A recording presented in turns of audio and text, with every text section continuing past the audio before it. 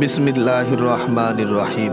আজকে আপনাদের সামনে আলোচনা করব হুজুর সাল্লাল্লাহু আলাইহি ওয়াসাল্লামকে আবু জাহেল কর্তৃক যে সমস্ত কষ্ট দেওয়ার চেষ্টা করেছে তার মধ্য থেকে একটি ঘটনা। রাসূল আরবি সাল্লাল্লাহু আলাইহি ওয়াসাল্লাম ইসলাম প্রচার শুরু করার পর মক্কার কাফেরেরা তাকে সর্বাধিকভাবে কষ্ট দেওয়া শুরু করে, মানসিক, শারীরিক, এমনকি তাকে হত্যার ষড়যন্ত্র করে তারা। রাসূল সাল্লাল্লাহু আলাইহি ওয়াসাল্লাম কুরাইশ নেতাদের ইসলামের পথে আহ্বান করার পর তার আহ্বানকে ভালোভাবে নিতে পারেনি আবু জাহেল। সে কুরাইশ নেতৃবৃন্দদের মধ্যে ঘোষণা দিয়ে বলল, হে কুরাইশগণ, আপনারা অবগত আছেন যে মুহাম্মদ সাল্লাল্লাহু আলাইহি ওয়াসাল্লাম আমাদের ধর্মে কলঙ্ক রটাচ্ছে, আমাদের পূর্বসূরীদের নিন্দা করছে, আমাদের জ্ঞান বুদ্ধিকে খাটো করেছে এবং দেবদেবীদের অবমাননা করেছে। এসব কারণে আল্লাহ তাআলা শপথ করে বলছি যে আমি এক খণ্ড ভারী এবং সহজে উঠানো সম্ভব এমন পাথর নিয়ে বসে থাকবো এবং মুহাম্মদ সাল্লাল্লাহু আলাইহি ওয়াসাল্লাম নামাজের সময় যখন সিজদায় যাবে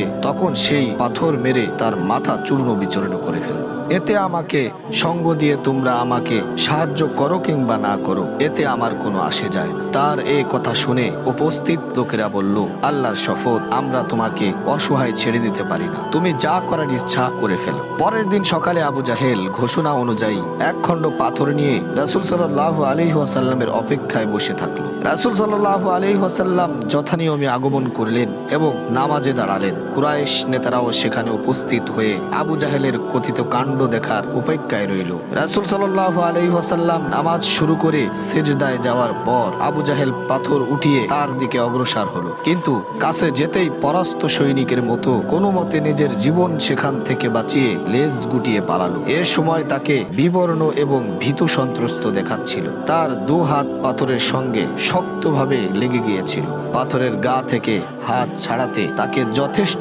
কষ্ট করতে হয় এবং বেগ পেতে হয়েছিল। এ অবস্থা দেখে কুরাইশ নেতাদের কিছু লোক দ্রুত তার কাছে এগিয়ে গেল এবং জানতে চাইল, আবুল হাকাম, কিছুই বুঝলাম না, কি হলো তোমার? সে ভীতু সন্ত্রস্ত হয়ে বলল, আমি রাতে যা বলেছিলাম তা করার জন্য এগিয়ে গিয়েছিলাম, কিন্তু যখন তার অর্থাৎ মুহাম্মদ রাসূলুল্লাহ সাল্লাল্লাহু আলাইহি ওয়াসাল্লামের কাছে গিয়ে পৌঁছলাম তখন একটি উট আমার সামনে প্রতিবন্ধক হয়ে দাঁড়ালো। হায় আল্লাহ, কখনো আমি এমন মস্তক, এমন ঘাড় এবং এমন দাঁত বিশিষ্ট উট কখনো দেখিনি। মনে হচ্ছিল সে যেন আমাকে খেয়ে ফেলতে চাচ্ছে। ইবনে ইসহাক বলেন, আমাকে বলা হয়েছে যে রাসূল সাল্লাল্লাহু আলাইহি ওয়াসাল্লাম ইরশাদ করেছেন, উটের রূপ ধারণ করে সেখানে ছিলেন জিবরাইল আলাইহিস সালাম। আবু জাহেল যদি আমার কাছে যেত তাহলে তার উপর বিপদ অবতীর্ণ হতো। এভাবে করে কাফেরেরা সব সময় আল্লাহ রাসূল সাল্লাল্লাহু আলাইহি ওয়াসাল্লামকে কষ্ট দেওয়ার চেষ্টা করত।